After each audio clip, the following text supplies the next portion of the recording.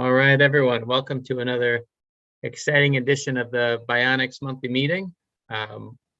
Maybe what we can do is start out with some quick introductions going around and then end with, this happens every time. Okay, there we go. Sorry about that. We can end with Leo, who will lead with the presentation and share the work that they've been doing related to Bionics and also a quick introduction into their presentation this afternoon, this evening. So I'll start out with a quick introduction. My name's Ben. I've been involved with e-NABLE for about 3 years on and off with media coordination. And this Bionics group is one of 6 different monthly meetings that we've been hosting. So maybe I'll pass the mic to Skip. Yes, hello, I'm Skip Metz, and I joined e-NABLE back in 2014. Happened to live near John Schul and was into 3D printing as a retired human factors engineer. And when I saw John put a 3D printed arm on a 6-year-old boy, I was hooked. And I just moved to Gainesville, Georgia from Rochester and be close to family. And so I'm not doing as much e-NABLE stuff lately, but I'm glad to be here today. Great. So maybe we can pass the mic to, let's see, how about Nadir? Sure. Yes. Hey, everyone. My name is Nadir. I'm currently a master's student in medical biophysics at the University of Toronto. And I just joined e-NABLE back at around end of November. So I'm just really looking forward to hopefully joining this Bionics group. My background's mostly in physics, so it's very different for me. Thank you. Great, welcome. And Alexander? Hi all, I'm Alexander. I'm a robotics engineer. I've been part of e-NABLE, or rather e-NABLE Hub, for the past year or so, and I'm mostly doing CAD work for various devices. Great. And without further ado, you're up, Leo. Hi, I'm Leo. I was primarily a maker for e-NABLE during my undergrad, so maybe like 2016 to 2020 through the help of Dr. Bubar at Marymount. And I have a little presentation that I can throw up slides. That'd be great. I will make you a co-host. You're good to go. All right.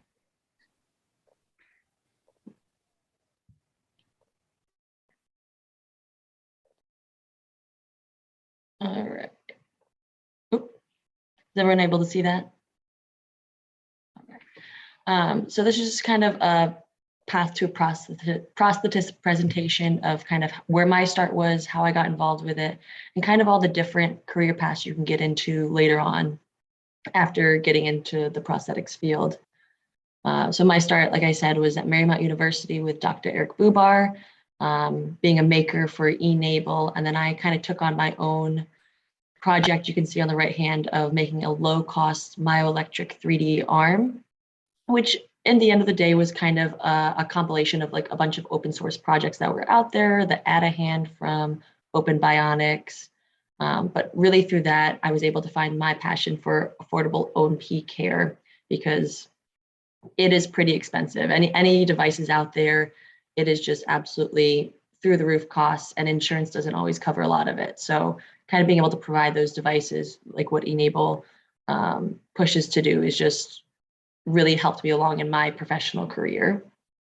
So the role of the prosthetist is an allied healthcare professional. We don't diagnose and we don't prescribe anything, but generally physicians will kind of give us a script and be like, a prosthetic. And so we have to evaluate the patient, kind of decide what's going to be the best fit, what components on it is really going to be getting the patient back up walking to their appropriate level. So we don't want to overmanage them and give them a device that just is not going to be doing as much as it could be, or not give them enough to help them along with their daily activities of living. And I work with anyone from infants with orthotics care and prosthetics care to elderly patients. And it can be acute or chronic. And generally we're with patients kind of through the whole run of things. We don't really see a lot of like, oh, in and out, and then I never see that patient again. We're kind of making that connection, building that trust, and working through their entire healthcare together. And then I could be in a hospital, university, private practice, or independent research facilities, which I think is really cool for just a lot of diversity in the field. The traditional route is kind of the route that I took. So I got my undergrad degree in biochemistry, and then I ended up doing a 2 years master's program, shout out to Northwestern. And then I'll do 18 months to 2 years of residency, and you can decide to do either clinical or research focused, and then you take your boards. And then throughout your career, you have to take kind of credits and like re-upping your certifications at different conferences or different technologies functions to just keep involved and keep educated throughout your career. After your certification, you can kind of become a clinical CPO, which is certified prosthetist orthotist. You can go into research, you can go into education, or you can do a hybrid of 2 of those things or all 3 of those, which I think is great to be able to kind of put your toes in a bunch of different water and kind of help throughout the different fields, get a lot of knowledge to be a better asset to your patients. So then other roles in O&P is going to be a technician, assistant, pet orthist, or research. So technicians are really the ones that are down in the lab making the devices after you've casted and molded your patient. They'll do repairs. And I started as a technician before I went to Northwestern. I was a technician for about 8 months, well, also in my undergrad degree. An assistant kind of works directly with the practitioner, maybe doing the less technical hands-on part of it, but keeping the flow of the office moving, keeping the practitioner informed about different patients. A pet orthist is usually orthotic services, so especially patients like with diabetes, and really making sure that they have the proper footwear to prevent ulceration, and which can lead to amputation later down the line. And then research, and there's not ever one track into research. So you could have your master's in something, you can have your just a bachelor's, you can just have technical experience in physics or anything, and you can get involved with independent companies like OSER or PhilHour. CoApt is a very cool, newer myoelectric specific independent company that is their sole focus. So my work is, I've mentioned, I did 3 projects. The main one was the myoelectric low-cost arm with Dr. Bubar. My current capstone is how socioeconomic status impacts access to care following a lower limb amputation in the United States, which is a little bit more off the technical side, but is huge on, without this research kind of starting at the bottom, like, yes, if you have low socioeconomic status, you are more likely to have reamputation rates, more likely to fall in the mortality statistics. And so kind of this research is the start to getting more funding into proper care and low-cost care for patients currently. I also volunteer with an adaptive climbing group in Seattle, or with an adaptive climbing group here in Chicago, and am headed to Seattle for residency with the VA that is research specific. And so, thank you. I'll stop sharing. So it's just kind of a quick run through. Does anyone have questions or anything like that? Awesome. I've got a quick question. One of the challenges with the e-NABLE community has been connecting the dots between volunteers and folks in the OT and sort of professional prosthetics side of things in terms of medical care. Bridging that gap, what do you think would help to connect the dots between more folks in the medical side of things with more makers and volunteers and students? Yeah, I'll be honest. When I was a practitioner, excuse me, a technician, everyone that I had met was very against e-NABLE. They were like, this just isn't feasible. It's toys, like they could be putting patients in danger. And I was like, I don't necessarily agree with that. I think we need to connect with them, but now that I'm towards the end of my master's program, that shift has changed a lot, especially with my incoming class and like about probably the last 2 classes before me as well, because currently the field is a lot of older men who are stuck in their ways. Sorry to the older men on this call. I know you don't fall in that demographic of older men because you're here on this call.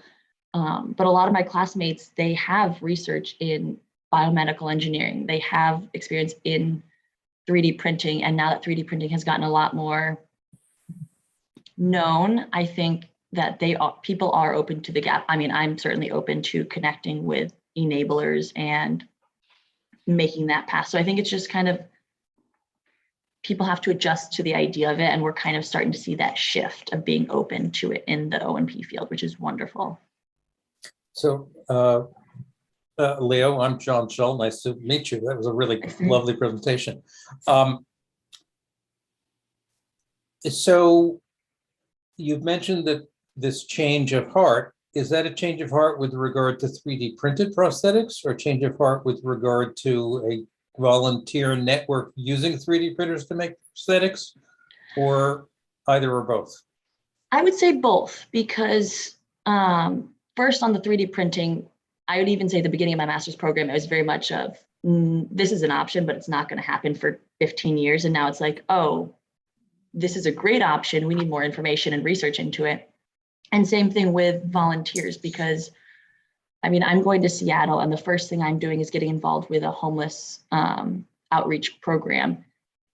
And prosthetics and orthotics are expensive. And so one thing that the VA does, it's not well established yet, but that I want to kind of take and run with, is reaching out to enable volunteers and being able to get this homeless population access to the care they need. So it might not maybe be in clinic immediately with volunteers, but kind of doing outreach to the local community. I think there's absolutely a space and a need for the connection with volunteers. That's a really nice scenario, the notion that a trained professional like you would be out vetting the cases and then acting as a liaison. Yeah. This is one of the things we have not done somewhat intentionally and somewhat unintentionally, is come up with a coordinated outreach project. But I hope you will keep us posted and look for ways of connecting and learning from what you just said you were going to try to do. And if it works, generalize it, because it's focusing specifically on the populations that really are unlikely to get professional care otherwise, is a very potent idea. Yeah, my long-term goal is, if it takes off in Seattle, I would love to be able to reach out to other certified practitioners around the countries and connect them kind of with makers in that area. Because upper limb prosthesis, it's not as much of a concern, but once you get to lower limb, like orthotics and prosthetics, a lot of issues can arise from there. So having that practitioner as, yes, let's fit it, let's make sure it's appropriate, and then let's get makers kind of, that's the long-term goal of the network I see. A little bit more on the history, Leo. Working with John for many years now on this. Early on, the main contact we had as volunteers with the practitioners and professionals was to try to help us do no harm, because we're not trained in dealing with patients. And so we usually refer to our clients as not as patients, but as recipients, right? and so forth, as you know from working with Dr. Bubar. And I'm delighted to hear that things are changing in the community in terms of our acceptance among the professionals. If there's some way that our volunteers can use this great diversity of skills that we have, and as volunteers, especially as older retired people who have more time to participate, could get involved as volunteers with people in professional practice. I think if you see ways that might happen, a lot of us do have skills in 3D printing, and we've often avoided, out of concern for do no harm, avoided working with lower limb patients.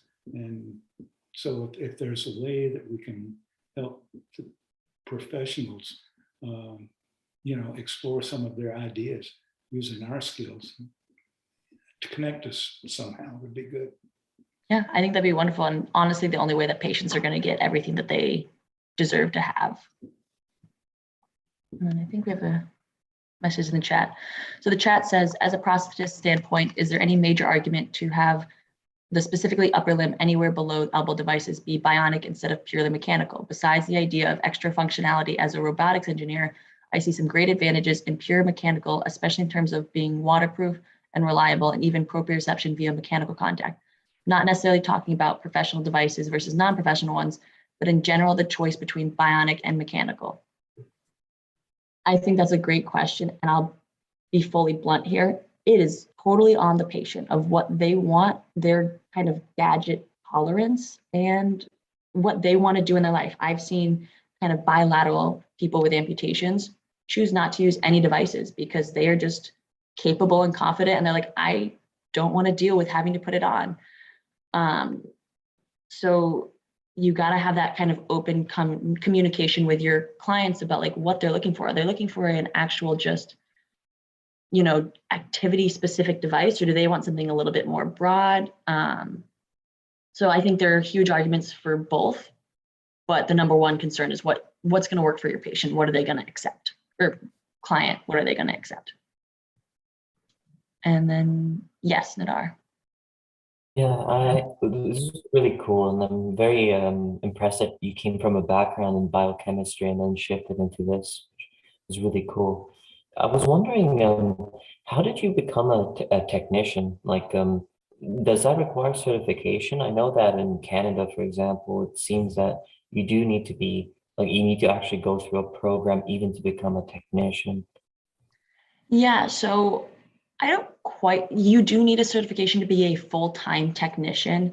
I started out as an intern, so I just emailed a bunch of P&O clinics around my area, and I was like, hey, I'd love to be an intern for the summer. And I started out kind of as a practitioner assistant, but just learning the field. I'd spend a few days in the tech room. I'd spend seeing patients.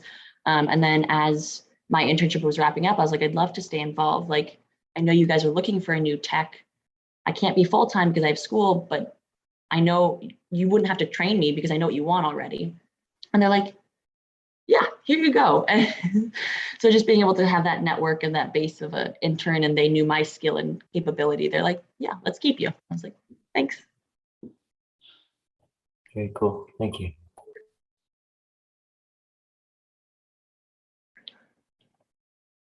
Leo, one other issue to keep your eye on, and I want you to notice that I'm already working on recruiting you here because I think you'd really be a great asset. Perfect. We don't do work on lower limbs in the United States because of the FDA guidelines. They were really very kind to carve out a space for us, which allowed us to do what we do. But they also said, don't work on lower limbs for what might have been a number of good reasons. But I think we've gotten more sophisticated, and there are enabled chapters around the world that are working on lower limbs. And so I am wondering, first of all, what your view about the potential of lower limbs and e-NABLE is, and whether it's time to ask the FDA to consider, carving out a little more space for us so that we can work with our international colleagues. Yeah, I think there's potential. And I think especially with like printer strength and like the different materials that we can print out now, I think it should only be done with kind of a practitioner involved, because the risk of fall and injury to your patient is just so great. And you don't want to be held liable for that. And I know the FDA does not want anything to do with it right now, sadly. But if there can be a start with, let's keep a practitioner involved. Let's start from here. Here's where we go. And then maybe kind of a certification course can come out through the help of enabler makers and then practitioners to kind of get the FDA more comfortable with the idea that there has to be a few courses before you could even like think about putting a patient with a lower limb pathology in something. So I think if we were to start there, the FDA would be more open to it. Fair enough. I've added a couple links in the chat. Last month we had 2 community meetings with some discussion on lower limb devices. There's a team in the US, in Maine, that's collaborating with folks in the Dominican Republic, but it does seem like most of the lower limb sort of community development is happening outside of the US. And there's some areas like the Dominican Republic where there's a waiting list of over 1,000 people, I think. But yeah, finding that, the prosthetist and that professional sort of hinge point seems like a pretty critical part of the equation. And, we could definitely learn a lot from, your experiences there. Yeah, it's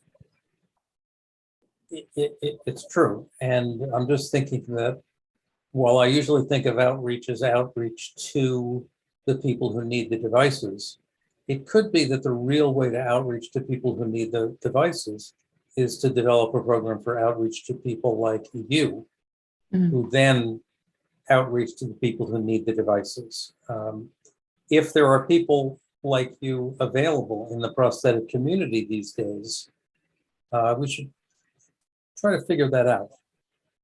I'd like that, yeah. And I think right now the most people who are going to be open to it are current residents or maybe 1 or 2 years out. So they maybe not a big voice in their clinic, but I could probably get a list going of maybe 20, 30 people that we could maybe kind of start a list going of say, hey, are they interested? And then kind of who are you interested with, and see if there's area specific that we could connect closer geographically. That would be huge. That would be huge. We'd be happy to continue that conversation. Absolutely. And I can put my contact information in the chat as well, because I don't think I put that anywhere. That'd be great. This is a little bit of a tangent, but one of the presentations on lower limb devices that we had was with a team. One of the volunteers is named Dean Rock. He's been working not only on lower limb devices and testing with the University of Southern Maine, but also bionic devices. You mentioned gadget tolerance, and it's interesting. So he's working on these cases in the Dominican Republic. They found that there was a big hesitation of using sort of lifelike devices. People preferred having a non-functional hand that looked like a hand versus some sort of a very useful but mechanical looking sort of claw or gripper. How have you and just to continue with that, so the Bionics, he found people were excited to have a device that they could potentially charge with their cell phone charger, that there is sort of this kind of gadget interest. But the flip side of that is, yeah, as Alexander mentioned, sometimes you can lose a lot of functionality with that.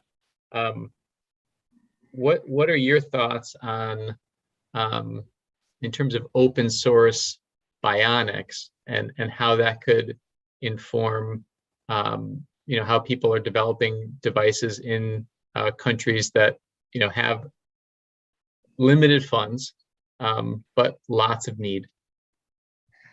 I think it's definitely much needed.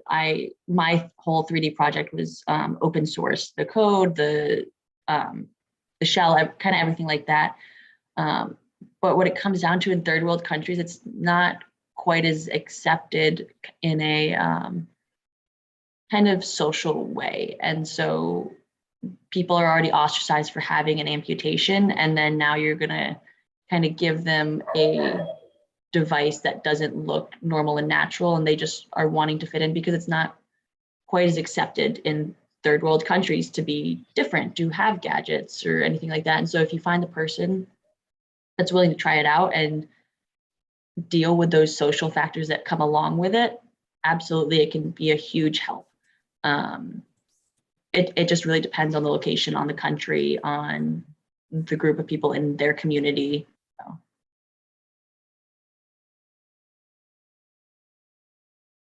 Right. So yeah. Did that answer? Yeah. No, that's great. And I do think that the countries where there's a lot of need could be really wonderful places to do some iterative testing on new projects. Getting a lot of feedback, letting as you mentioned, the device users do the driving of what their priorities are and the needs are, and informing the iterations. That's great. It looks like there's a question in the comments from Alexander.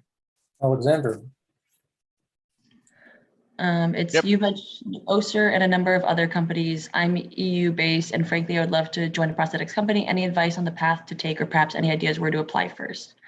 Yes, I would definitely go on their website. They kind of post, not frequently, but have openings, or they do internships as well in the summers occasionally. I think OSER is German, but no, Autobach is German based, and I don't quite remember where OSER is off the top of my head. But even just reaching out. OSER is in Finland or somewhere like that, I think. Perfect, thank you. But yeah, even just emailing them, and they might not want you as an e-NABLE person, like to kind of work with them, but if you have background in any kind of research or mechanical, any sort of engineering, I'm sure they would absolutely be able to find a spot for you to join in on.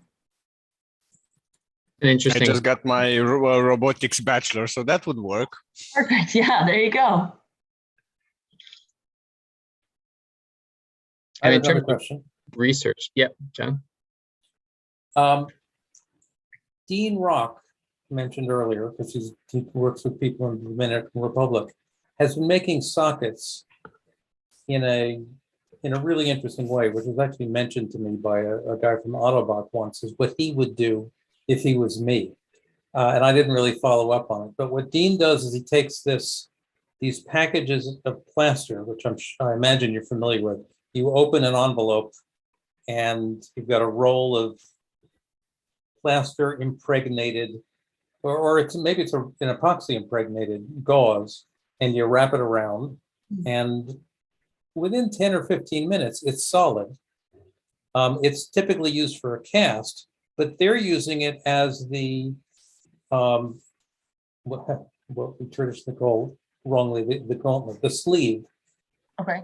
That then connects to his 3D printed hand, and of course it's a custom fit in a way that a 3D printed device isn't, and it's quick. And each time I see it, I say, "Wait a minute, we should be doing this." Do you have any thoughts about that technique? I definitely haven't seen it. I think I'd need to look at it a little bit more, because it might be just kind of going over my head right now of how that's kind of started as the interface, but I'm definitely intrigued. So let me suggest, Ben, that we try to get Dean to do a workshop online, make sure that Leo is there, and just get a real presentation of what that technique is. It's quite possible we'd need to find an amputee to work with him on it, but I really think we should get that on the table so that we can really look at it and get some feedback from someone like Leo.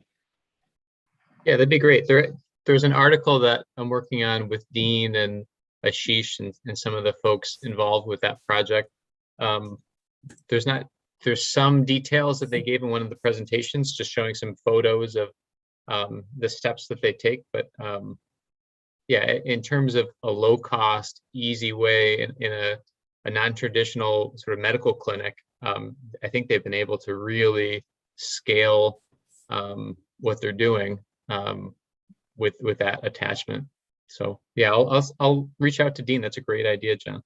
And I'll let you know when I get that together, Leo. Thanks.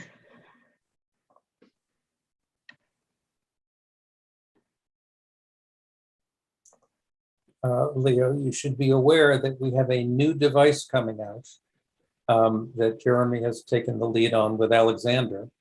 Probably going to be called the Evo hand, but it's going to be, I think, a real advance. It's got movable print in place. That's not true. If all goes really well, and it all has been going really well, so I sort of predict that ultimately we'll have print in place movable joints. It's a beautiful hand because it's based on the hand whose name I don't remember from the guy in Australia, whose name I don't remember. Kinetic. It's based on the kinetic hand. Matt which is Potel. which is based on Matt Pantel's own hand. And I got to say, he has a beautiful hand. Alexander has now genericized it a little bit and made it parametric in some really interesting ways. And it's got it's going to have a mechanism. It promises to be in the sweet spot of both aesthetic and the 3D, and the easiest to 3D print and assemble. And I suspect that the functionality is going to be great too. So that's just something to keep an eye out for. We'll let you know. Yeah, thank you. Got a quick question for Alexander. So in the context of this being the Bionics meeting, what are the steps involved to connect the dots between this new design and a Bionic version? Depends on what you want from a Bionic. Got to get through phase 1 and launch our design, and then I'm we got just saying. Bionics on the roadmap for phase 2. John pitched it, so I had to ask. Let's say I'm jumping the gun here and I'm not taking into account neither the target nor the community decisions in it. Would just go eyeballing everything. I would go with a couple of motors, like maybe 3 motors to have one separate dedicated for the thumb. If the wrist is not present, one for the wrist as well. It needs a little bit of a different mechanic just to integrate some special gear so it cannot be back driven. Other than that, it's just simple Arduino stuff with the first sensor that you can get. I got one question as well. Is the thumb on it placed in opposition, or is it just kind of out to the side, or does it have that articulation to it? On the current version of the Evo hand? Yes. Right now we have it in what John and Jeremy are showing, and in the original modeling files, I have also prepared to select different angles at which the thumb is closing. So you can actively change the grip depending on what your client will require. But that's only available in the developer files. Okay, wonderful, thank you. We do think that we've come up with a way to allow for a variable grip with a wrist rotation in combination with this push-pull mechanism, which is something we haven't seen before. So we'll see. We're just getting into testing now, but it's looking promising. Awesome.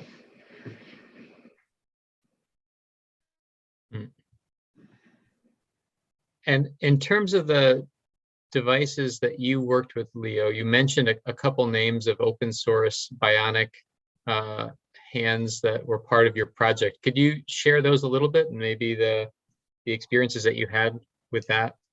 Yeah, so kind of the base code for my 3D myoelectric hand was the Paraguay group. I kind of took their code and I deconstructed it a little bit, added more to it. And like that was a huge, because I had no background in coding at all before I started this project. And I only had 6 weeks to do it, and which I branched out on it later on, but having that base code and be able to learn from there was a huge help. And then while I took a scan of my own arm, and then I put that in Mesh Mixer, and I was able to 3D print that. But then I used the Add-A-Hand because it already had kind of the built-in sections for linear actuators, which was what was controlling the fingers. And I was able to, I think I got up to 14 poses at one point with all of the motors that were able to be included. And at the end of it, the project, you could make it in under like $150 with like Hobbyist Electronics and just kind of uploading the code, because it used the Matic armband Myo gesture band, which is I think off market now because they sold to the military, but.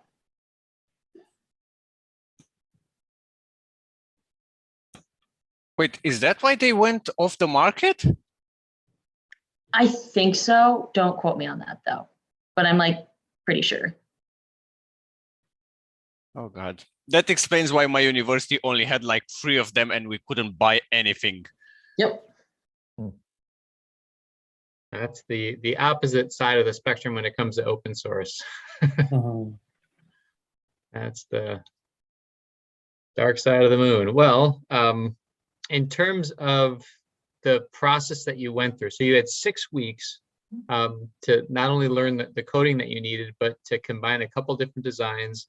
And in the end, you came up with a project that is still available online. Is there anything that is still shareable?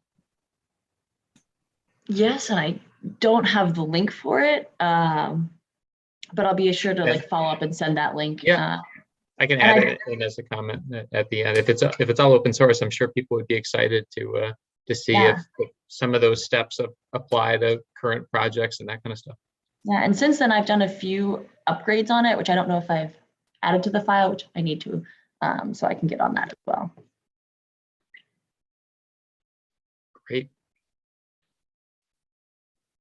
That's awesome. Is there any other topics that people want to share related to Bionics, related to? Well, you can, Alexander gave us a sneak peek in an image, which you could screen share so that we can all see it. I can also just screen share the Fusion file. Oh, you're here. That's easier. Okay. Sure. Let's see. That would be better, Alexander, Are you able to share your screen? Can you see it? Yep. And It's got sort of an Iron Man feeling to it with those colors. I do have it animated somewhere. Or exactly, just a second.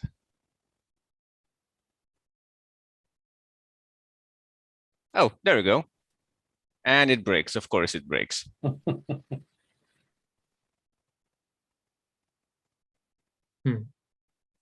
And again, the idea is, Jeremy, you were mentioning having variable grip depending on.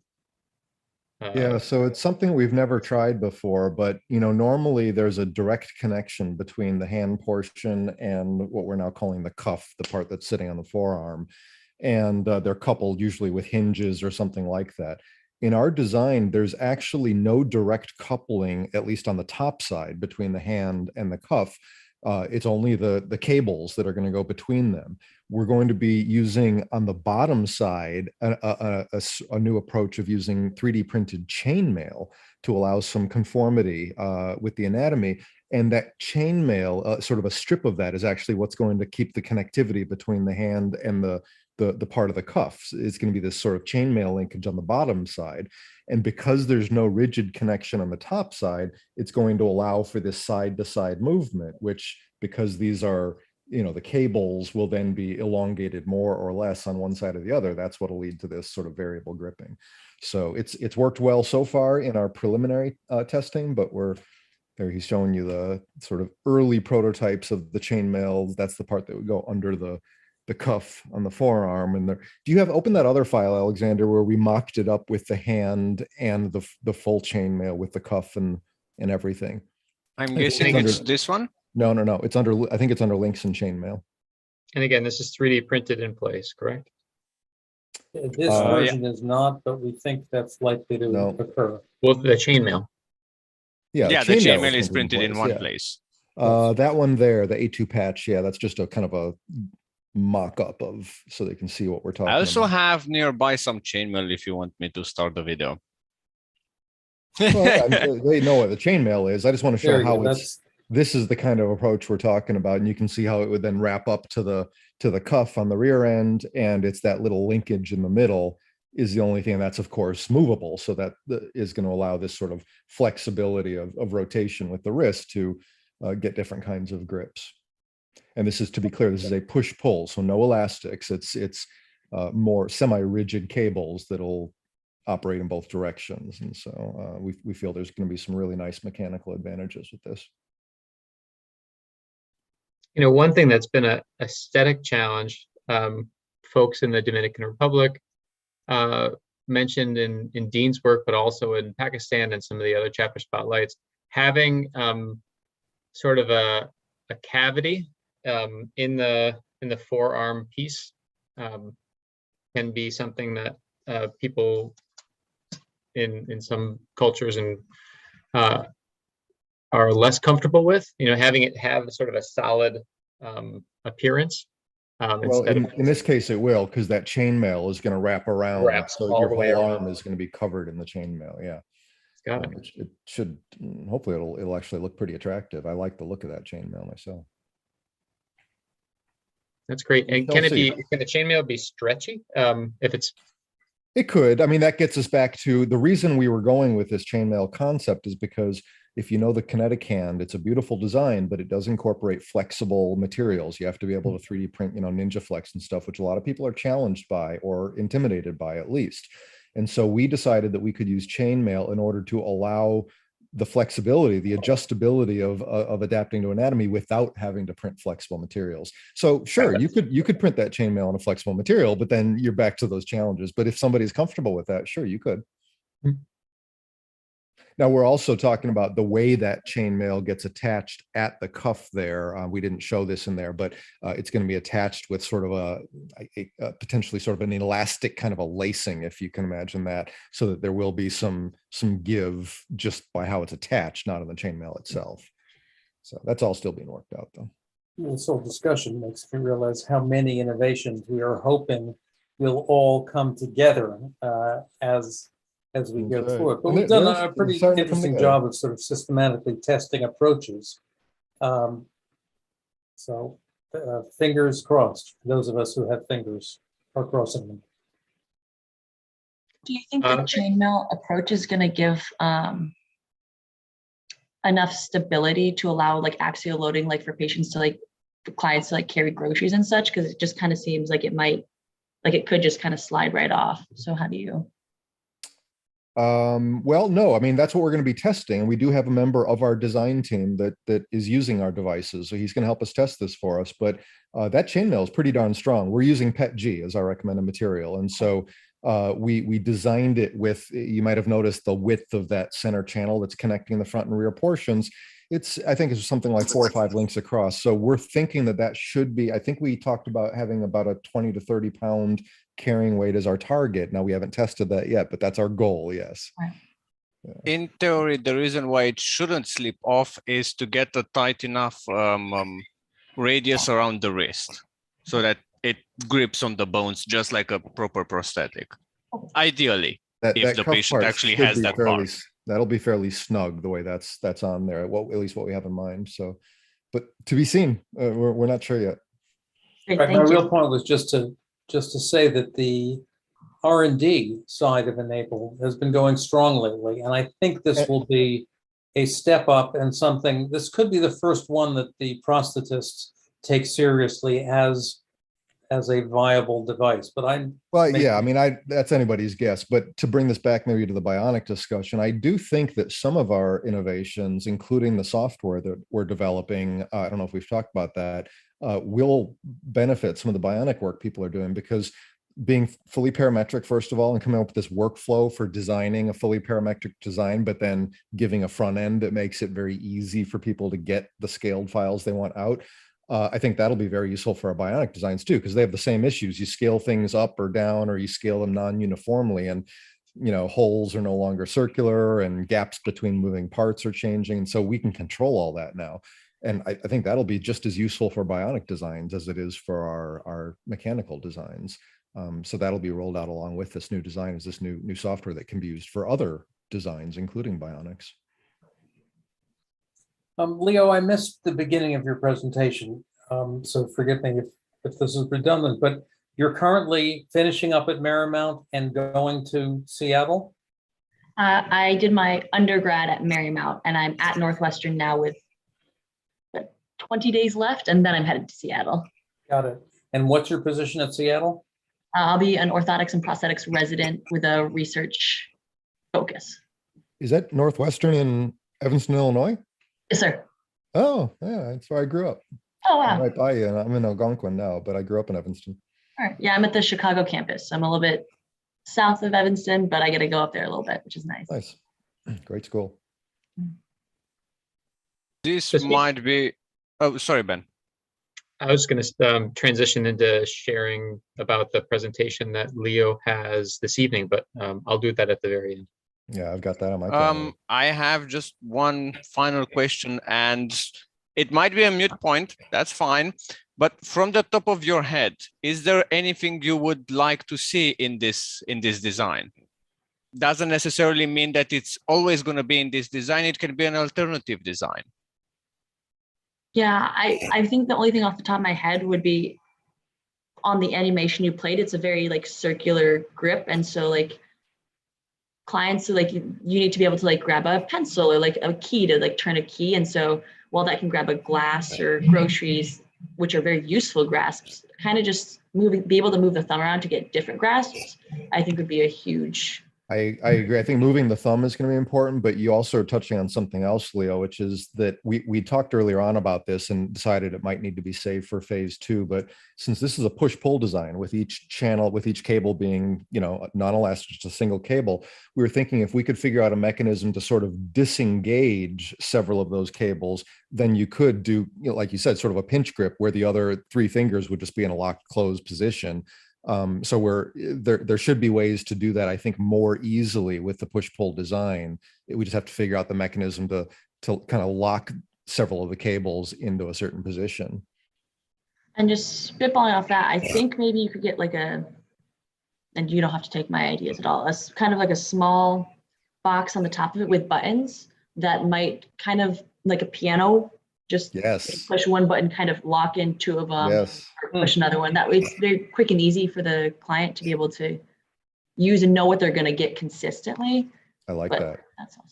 Yeah. That is actually something that I've lately been working on, granted not with push-pull, but with purely wires, no elastics, with an engagement system, and actually with quick switch of the terminal device.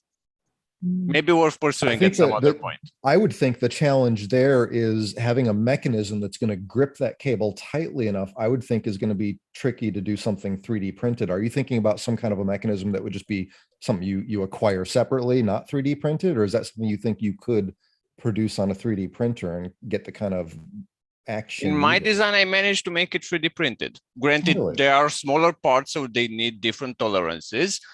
But so far it worked in the testing phase.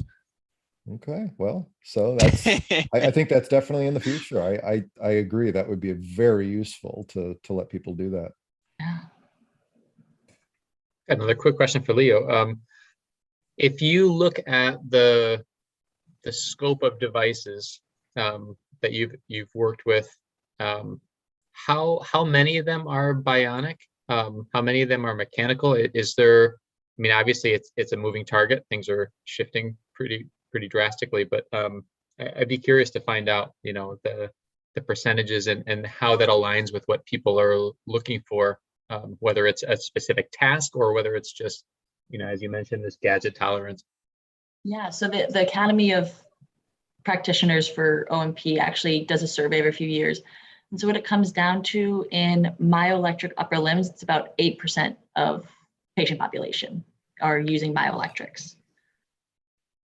Is there sorry, I was just wondering if there's a different segment for other powered, but maybe not myo. Is that also yes. Okay? And I believe just mechanical body powered is around the 20 to 30% range, and then probably cosmesis is, I think, around a little bit less than that, so 15, and the rest people just choose not to use a device. So potentially the majority of folks, now these are people that are coming in to get sort of physical therapy after. Yep, or like shrink your socks to kind of control swelling post-amputation. So we have stats on them, just that they don't want a device. Do you have any insights into those that do receive devices, how many people tend to wear them on a regular basis as opposed to sort of only on specific occasions as needed sort of thing? That one I don't have as much, research knowledge on, but just based on my clinical rotations, I would say of the 8% of people, maybe 40% of that 8% is using them consistently, like in their daily life all day when they're awake. Got it. In the professional department of bionics, how many of those are not using myoelectrics in terms of sensors? Like there are a bunch of robotic sensors that technically should be feasible for control and input. Yeah. And I mean, there's even some, I've seen some powered devices that don't even have sensors, that they're, maybe button activated or switch activated or something. So I wonder if you see that kind of thing being used at all. Yeah, that would be under external power, and I don't know off the top of my head. But I have rarely seen a patient, if it's external power, currently it's what I have experience with is myoelectrics. While the buttons are useful and I've heard about them academically, I have not seen them much in practice at all with my limited experience. I know that's something that Dean's been working on, just because it's, he's trying to keep the budget of how much a device costs under $100, and they ended up with, it's almost like a garage door opener, a keychain, but it's really a different landscape in the US working with insurance. I imagine all of the people that come into a clinic would be covered by insurance, you're also clearly interested in doing outreach with the community, and you're talking about working with the homeless population in Seattle. So I don't know if you have any thoughts about that split and how that plays out in the US. Yeah, insurance is kind of another beast that I have a lot of issues with. They code a lot of things and have requirements, and if a specific device breaks, that might not be covered under their replacement policy, even though it's completely broken. And a lot of patients are not insured because a lot of the amputee population comes down to, it's a lot of people with diabetes, it's a lot of disabled people who have trouble finding work. And if they do have work, it's generally not work with benefits. So then they kind of fall under the Medicare, Medicaid program, which covers some, but not a lot. And I think with my research, I found like 60% of the amputee population falls under the federal poverty thresholds, with low insurance coverage. And so then they have to absorb the entirety of the costs, which then leads to them not even pursuing devices because that is just not the priority. That makes a lot of sense. And in the clinic, in the sort of professional setting, how have you come across any open source devices, or is it primarily commercial prosthetics that are covered by insurance and they're sort of within that closed circuit? Yeah, primarily the closed circuit of it's got to be the FDA approved device and coming from OSER or Ottobock or anything like that. I don't believe insurance would cover anything that is not FDA approved. I've heard of this idea that in the US, in certain conditions, prosthetists can actually create their own device. So skipping over the using a device that's FDA approved. Have I misheard, or is that actually the case? Alexander, do you mean users can make their own device or prosthetists? No, prosthetist. I know in the clinic that I worked at as a tech, the main owner had a 3D printer in his office that he used, and he was working on a few designs with a patient.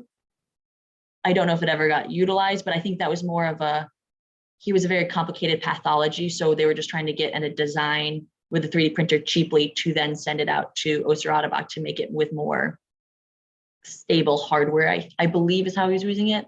But I have not seen practitioners using it outside of a research context. So I haven't seen them use it directly with patients. Right, that makes more sense. Well, I know that we're running up to the top of the hour, but this has been a really interesting discussion. We've really covered a lot of stuff.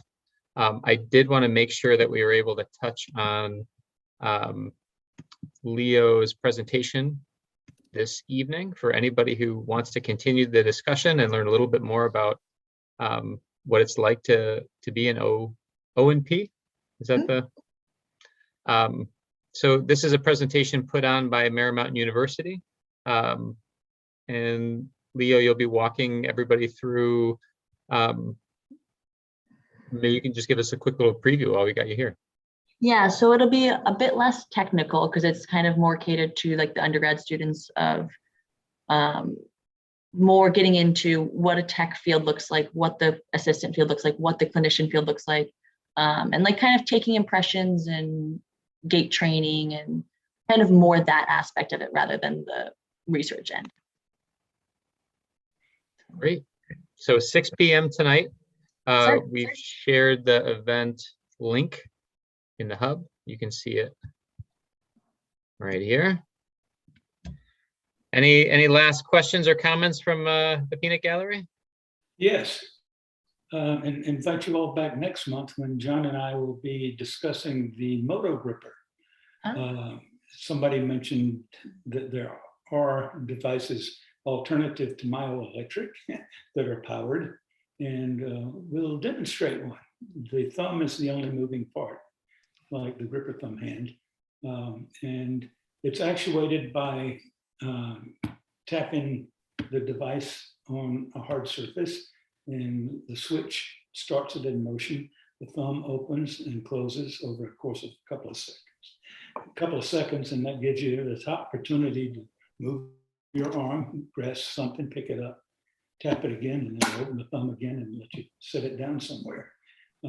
So that's not widely used, but we think it's got a lot of possibilities because of the simplicity and the low cost.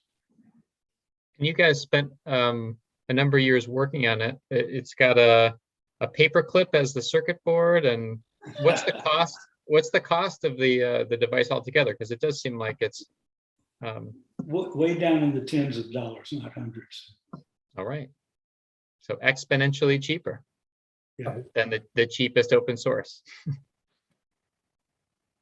Very cool. Well, thanks for that, Skip, and that'll be next month for the Bionics meeting. Hopefully, we'll be able to bring in some folks from international chapters that have done some work with that as well. Great. Thanks, Leo. everybody. Thanks, Leo. This was awesome. Thanks so much for the Thanks, opportunity Leo. to talk with everyone. Cheers. Nice to meet you.